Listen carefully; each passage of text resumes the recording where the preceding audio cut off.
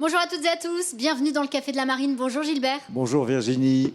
Alors c'est notre tout dernier café avant une pause estivale, l'été, qui sera marqué par la solitaire du Figaro. Et justement, on reçoit aujourd'hui deux jeunes figaristes de talent qui se préparent à cette épreuve clé du calendrier. Alors lui a été biberonné à la solitaire du Figaro, dont son père est une figure emblématique. Et après avoir découvert toute la puissance de cette épreuve à terre, il s'est rêvé d'être lui aussi acteur de cette grande classique. Pour sa toute première participation en 2021, il a fait sensation. Et du haut de 5,90 m, il rêve certainement encore plus grand et forcément, il sera attendu sur cette nouvelle édition. Elle n'est pas tombée dans la marmite, mais elle a ressenti très tôt le besoin d'aller sur l'eau. Après avoir fait ses classes en voile légère, brillé en laser, elle s'est lancée dans la grande aventure du large avec une mini transat initiatique en bateau de série. Et dans la foulée, cette jeune Lorientaise a remporté le challenge Océane, ce qui lui vaut de disposer d'un Figaro 3 pendant 2 ans. Si elle découvre aujourd'hui toutes les exigences de ce circuit, elle entend bien jouer dans la cour des grands. Chloé Lebars et Gaston Morvan sont avec nous à la Cité de la Voile. Éric Tabarly, on les accueille. Bienvenue.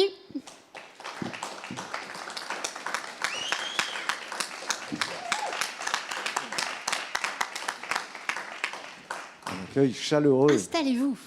Merci à tous les deux. C'est une première pour vous au Café de la Marine. On est ravis de vous recevoir. Vous êtes tous les deux du team Bretagne CMB, l'un Océane, l'autre Espoir. Alors vous avez eu un rythme soutenu pour ce début de saison. Vous venez de boucler la Sardinia Cup. Maintenant, il va y avoir une petite pause avant le mois d'août et cette fameuse solitaire du Figaro. Comment vous abordez cette petite période? Est-ce que vous allez vous accorder un vrai break? Alors, à qui l'honneur? Vas-y Gaston. Le break, oui, le break il est important. Je pense que pour arriver en bonne forme sur la solitaire du Figaro, il faut prendre un peu de repos, il faut prendre un peu de recul, il faut réussir à aller dans les meilleures dispositions possibles. Et pour ça, il faut un peu stopper. Je pense que là, presque on a vécu en termes de charge de planning sur les compétitions qu'on a fait, que ce soit la Sardinia et les courses qu'il y a eu avant, c'était assez dense. Donc ça fait du bien de breaker un peu. Après, moi, j'ai rien trouvé mieux à faire que d'aller faire du multi 50 de l'Ocean 50 avec Éric Perron ces derniers jours. Donc c'est dur d'arrêter comme ça, surtout en ce moment qu'il y a plein de beaux bateaux qui naviguent. Tu as envie de passer quand même du temps sur l'eau, de profiter de ces beaux bateaux. Mais c'est bien de varier, je pense, et de laisser un peu le Figaro de côté quelques semaines avant de se remettre à fond dedans. Sachant qu'on a quand même une course quand même, avant la solitaire du Figaro, qui est la Solo Concarneau, qui ne veut pas nous faire un bon tour de chauffe avant la solitaire. Donc je me dis que le début juillet, en tout cas, je le vois un peu comme un petit break Figaro, un petit break de récup, et avant de remettre la tête à fond dans le Figaro, même si on l'a encore toujours, on pense toujours Figaro.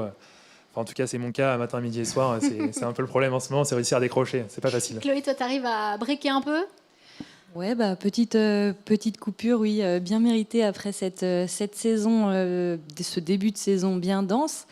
Bon, c'est vrai que le mois de juillet, il permet de couper un peu, mais aussi de passer un peu de temps avec nos partenaires pour faire vivre le projet de l'intérieur aussi. Ouais. Exactement, ouais, tout à fait.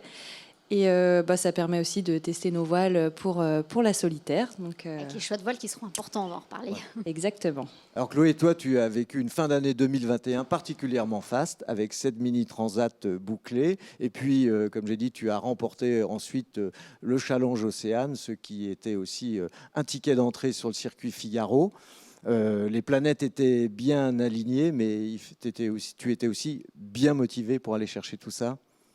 Oui, c'est sûr que ma motivation était assez importante. J'avais déjà testé cette sélection 2 ans auparavant. Et c'est vraiment ce premier essai sur la sélection qui m'a donné envie de me lancer dans un projet au large. D'où le projet Mini, qui s'est abouti avec la Mini Transat en fin d'année dernière. Et c'est vrai que c'était dense, l'enchaînement entre la fin de la Mini, la sélection. Mais c'était très stimulant également. Alors, tu es la locale de l'étape, tu es licenciée au CN Lorient, tu as suivi un parcours classique, optimiste, dériveur, entrée en sport-études, laser, où tu as décroché un titre de championne de France en 2017. Et puis, mais quand est-ce qu'est vraiment venue en toi cette envie d'aller naviguer au large et en solitaire ? Je pense que j'ai toujours toujours été très admirative de ces personnes qui faisaient le Vendée Globe. Enfin, c'est quelque chose qui m'a toujours fait beaucoup rêver, le large. Après, c'est vraiment, je pense, cette première sélection Océane qui m'a donné ce déclic en me disant, si, je sais que c'est vraiment ce que je veux faire, et ce qui m'a donné envie de me lancer. Alors Gaston, tu es issu de la voile olympique, hein. Tu étais au pôle espoir à Brest avant d'intégrer le pôle France à La Rochelle. Tu as fait toi aussi pas mal de laser avec de bons résultats, des podiums, une 7e place notamment au mondial espoir. En quoi cette école t'a permis aujourd'hui d'avoir ces résultats en Figaro? Qu'est-ce que ça t'a apporté? Pour moi, c'est un petit peu incontournable de faire un peu ces classes en voile olympique, et même plus que ça. J'aurais aimé aller un peu plus loin et aller aux Olympiques et faire une médaille, c'était un peu le rêve, mais à un moment... à partir de 20-25 ans, il faut commencer à faire son choix et soit faire une carrière olympique. Quand on voit Jean-Baptiste Bernaz, qui est sacré champion du monde il y a quelques jours, à plus de 30 ans, tu te dis que si tu veux faire une performance en laser, il fallait rester encore du temps. Et j'étais loin de là et je préférais m'investir dans la course au large et dans le Figaro. Donc il y avait ce challenge espoir qui me tendait un peu les bras. Donc j'ai choisi un peu ma voie autour de 20-25 ans. Mais c'est sûr que la voile olympique, c'est quelque chose d'hyper formateur pour faire une carrière en course au large. On y apprend plein de choses, c'est bien structuré, en tout cas en laser.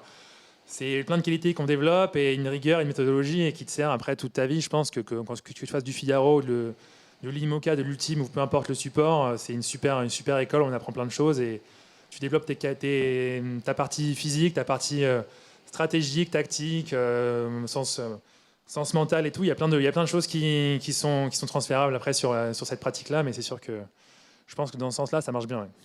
Et alors, on disait en introduction, tu as été biberonné à cette solitaire du Figaro, dont ton père a été un acteur majeur, il t'a fait monter avec lui sur les podiums, tu as toujours baigné dans cette ambiance. Est-ce que tu as toujours rêvé et est-ce que tu t'es toujours dit, non mais moi aussi un jour je serai à sa place?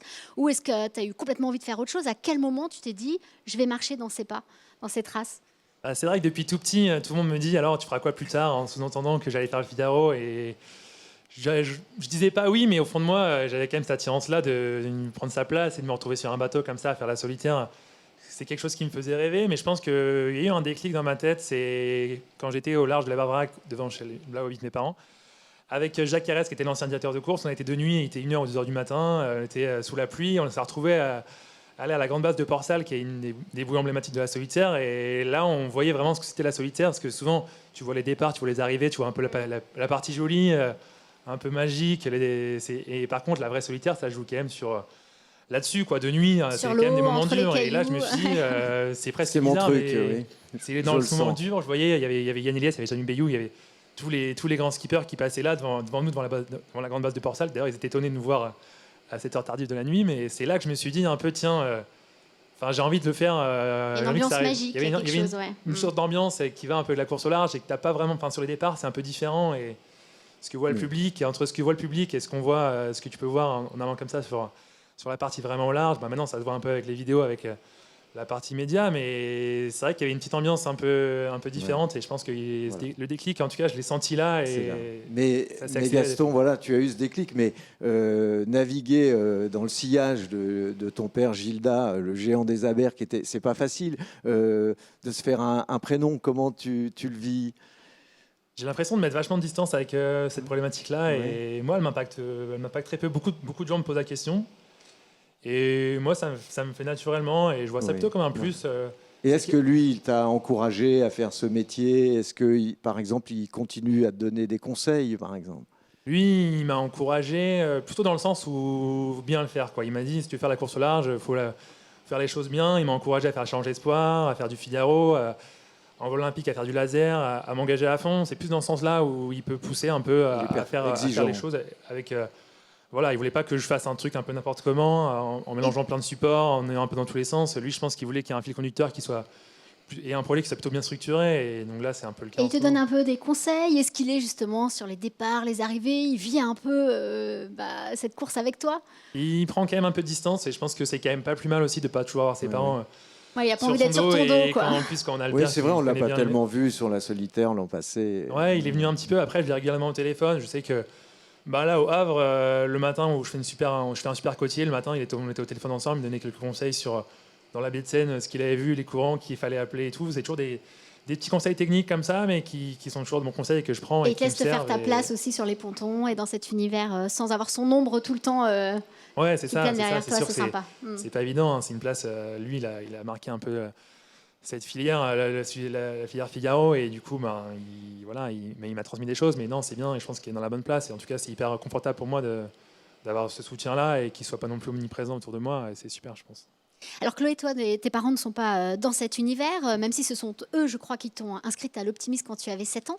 Comment ils ont accueilli ton envie de faire carrière dans ce métier? Est-ce qu'ils se sont dit c'est une blague? Est-ce qu'ils ont tout de suite su que c'était vraiment important pour toi et sincère et que tu irais au bout? Et comment ils le vivent? Bah, je pense qu'ils le vivent plutôt bien. C'est vrai que pour des parents qui sont pas forcément dans cet univers à l'origine, c'est très stressant de savoir que son enfant va faire une course, qu'il va falloir regarder la carto toutes les heures la nuit. Enfin, je sais que mes parents dormaient pas beaucoup la nuit On pendant les a les vus premières hyper courses. émus à l'arrivée de ta transat, ta mini transat en tout cas. Ouais. Oui, bah c'est vrai que c'était un moment très très fort. Enfin, c'était hyper intense en émotion. Après, bah non, je pense qu'ils sont très contents pour moi. Est-ce que ça les rassure que tu sois dans cette structure très professionnelle en ayant rapporté ce challenge Océane? Pour eux, c'est un gage de professionnalisme aussi, c'est important? J'ai jamais eu ce genre de discussion avec eux. Je sais pas trop ce qu'ils en pensent, mais en tout cas, ils sont très contents pour moi et très fiers de moi. On va revenir un peu sur ta mini transat. C'était à l'automne 2021 sur un pogo. C'était un sacré challenge et puis une course préparée quand même dans un délai très court parce qu'il y avait aussi un boulot. Tu es kinésithérapeute, hein, je crois. C'était aussi un saut dans l'inconnu. L'objectif, j'imagine, c'était de finir. Tu as terminé à la 28e place en série. Qu'est-ce que tu retires de cette expérience, Chloé? Ouais, je pense que j'appréhendais quand même beaucoup la solitude, enfin le fait de savoir gérer un bateau tout seul pendant une durée aussi importante. La deuxième étape a quand même duré 18 jours, donc c'était quand même très long.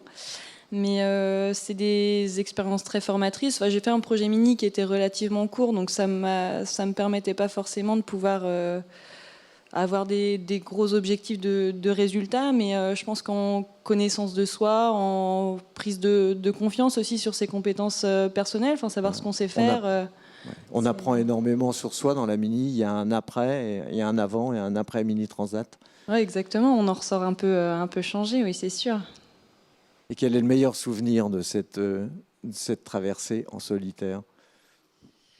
Bah, quand on a commencé à avoir des grains la nuit, 5-6 jours avant l'arrivée, les nuits étoilées étaient juste magnifiques. Et je pense que je passais des nuits sous spi. Je sais pas, il y avait 10-12 nœuds et c'était vraiment. Je trouvais que c'était vraiment magique, quoi. J'ai passé des super moments, surtout la nuit sur cette transat. Toi, Gaston, tu as fait une entrée fracassante sur la solitaire du Figaro en terminant en premier bisu et 7e. Est-ce que tu en attendais autant? Est-ce que tu imaginais faire ce résultat? Non, je pense que c'était un petit peu au-dessus de mes objectifs. Je savais que j'étais capable de faire des belles choses, que j'avais bien travaillé toute l'année, que ma première année bisu, je l'avais bien préparée aussi, parce que j'avais commencé à naviguer un petit peu en Figaro. Depuis 2019, je commençais à faire des petites courses en équipage, à m'investir un peu autour du projet Figaro, mais l'année bisu, elle fait peur, parce que tu sais jamais vraiment...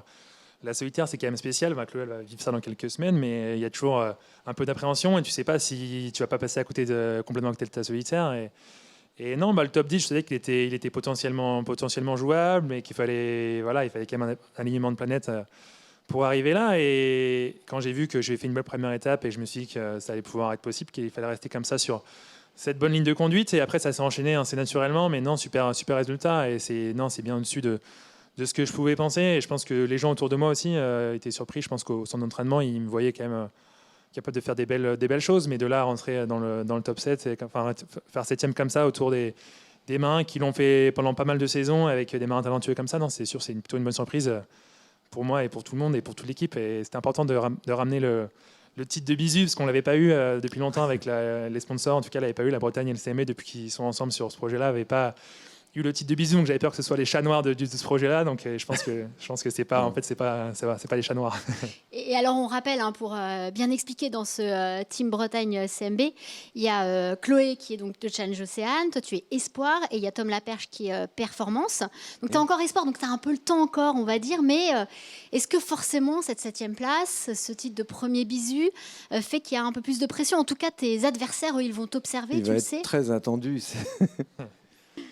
Très attendu, je sais pas, c'est quand même c'est ma 2e saison en Figaro.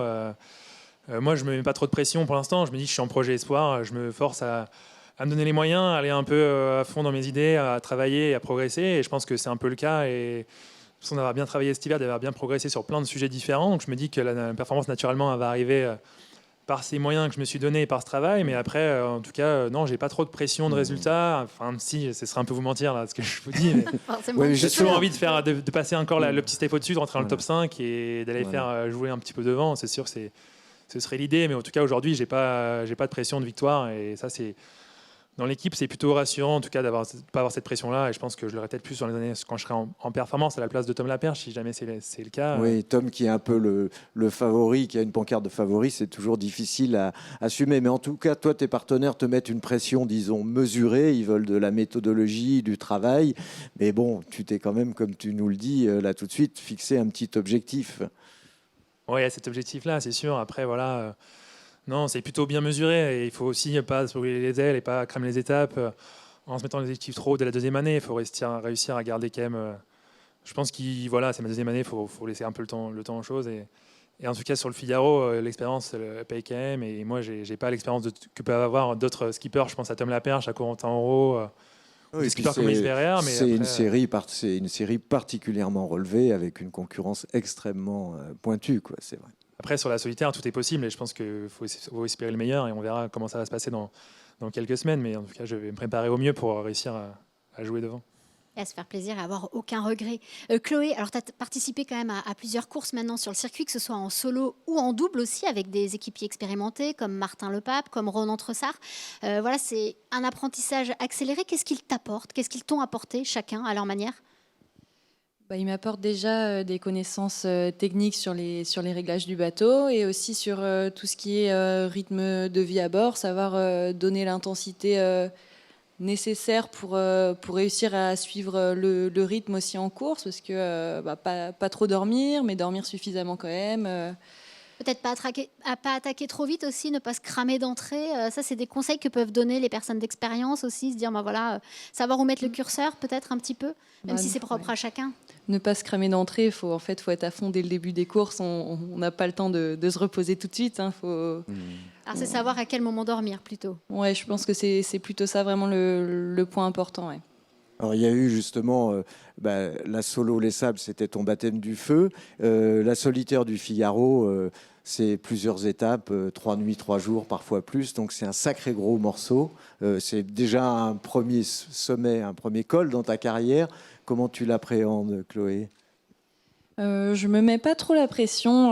Je me dis que j'ai surtout beaucoup à apprendre sur cette solitaire. Je vais prendre tout ce que j'ai à apprendre et me donner à 200% pour faire du mieux que je peux. Et puis si je fais des bonnes choses, tant mieux. Si je fais des moins bonnes choses, je serai quand même contente de ce que j'ai donné. Et je veux pas avoir de regrets concernant mon investissement, en tout cas sur cette course. Alors Gaston, tu as remporté ta première étape offshore, j'ai envie de dire, avec Benjamin Schwartz sur la Sardinia Cup. Avant ça, tu as aussi terminé deuxième du trophée Banque Populaire Grand Ouest avec Pascal Bidégori. Toi aussi, tu es allé chercher une expérience. Et quelle expérience! C'était assez inédit de naviguer avec Pascal. Ouais, naviguer avec Pascal Bidégori, c'était super enrichissant, à la fois humainement et sur plein d'aspects techniques. Benjamin Schwartz aussi, super duo à chaque fois. Et je regarde que des bons souvenirs et j'ai vu que du positif à avoir navigué avec ces deux grands marins. J'ai aussi navigué avec Nicolas Hunven cet hiver sur les premiers stages d'entraînement pour remettre un peu la machine en route. Et c'est super, naviguer en double, qu'on a la chance de pouvoir amener des gens comme ça à bord et d'en apprendre plein de choses. Non, c'est un régal. Avec des résultats qui mettent en confiance là avant d'attaquer la course clé de la saison. La pression que j'ai, c'est que j'ai marché bien en double et un peu moins bien en solo. Donc je me dis que j'espère que j'arriverai sur la solitaire cet été à réussir à faire aussi bien que quand j'étais avec Benjamin et Pascal. Mais... 5e de la solo mètre coq, non, quand même, non? Oui. C'est quand même pas mal. Oui, ça va, ça reste bien, mais c'est plus sur les top offshore 5. où il y avait moyen, je pense, de faire un petit peu mieux, et j'espérais, mais en tout cas... Non, content de cette victoire avec Benjamin, ça ouvre la victoire. J'avais gagné une course avec mon père, une petite étape de la Tour de Bretagne en 2019, mais du coup, là, c'est une vraie victoire en offshore sur un parcours aussi long que l'a pu être la deuxième étape de la Sardina. Oui, on a fait vous quand avez même du petit temps, c'était pas du facile. milieu du Portugal entre Lisbonne et Porto, un petit port qui s'est appelé Figueira da Foz, et jusqu'à la Vendée. Et c'était un parcours assez long, les conditions étaient dures, on a fini dans du vent très fort et on a réussi à bien gérer pour couper la ligne d'arrivée quelques minutes avant les autres. Mais non, super souvenir et content d'ouvrir la victoire. Alors Chloé, comme l'a dit tout à l'heure Virginie, outre le fait d'être à Port-la-Forêt, tu appartiens aussi à ce team Région Bretagne CMB, donc avec Tom Laperche et puis Gaston. On imagine qu'il y a quand même des échanges entre vous, que ça permet de progresser pour vous un peu plus vite. Bah oui, bien sûr. C'est vrai que de pouvoir travailler avec Gaston et Tom, c'est vraiment génial quand même quand on débute le Figaro. Ils me donnent les conseils. Ils répondent aux questions que je peux poser. Donc ils sont vraiment bienveillants intéressant. aussi. Bah oui, ils sont très gentils avec moi. Ouais, c'est intéressant aussi d'avoir une team mixte. Vous vous apportez mutuellement aussi sur plein de choses et c'est important cette mixité aussi dans la course au large et vous partagez beaucoup. Ouais, moi, j'ai pas vécu le projet quand il était que à deux skippers. Et là, du coup, j'ai découvert avec Elodie, on était un beau trio tous les trois. On a fait super choses. Et en tout cas, moi, sur mon année Bisu, ça m'a bien servi d'être entouré de Tom et Elodie. J'avais plein de bons conseils et on était toujours là pour se tirer vers le haut, pour se remonter le moral. On a fait tous les trois des bons résultats, je pense, sur la solitaire et sur la saison. Et là, avec Chloé, ça se passe très bien aussi. Je pense que du coup, on essaie de lui apporter, que ce soit Tom ou moi, des réponses à plein de questions, l'aiguiller sur des sujets, mais en tout cas, ouais, c'est super fort d'être à trois, en façon de vivre un sport individuel, mais de le voir en équipe comme ça et d'avoir cet aspect-là, équipe, que ce soit avec les trois skippers ou avec l'équipe technique, le pôle, on fait quand même du coup un sport avec une assez grosse équipe, il y a tout un staff derrière. C'est une sacrée filière et d'ailleurs l'appel à candidature vient d'être lancé pour te succéder comme espoir. Il paraît que ça a été lancé il y a quelques minutes, qu'on m'a dit.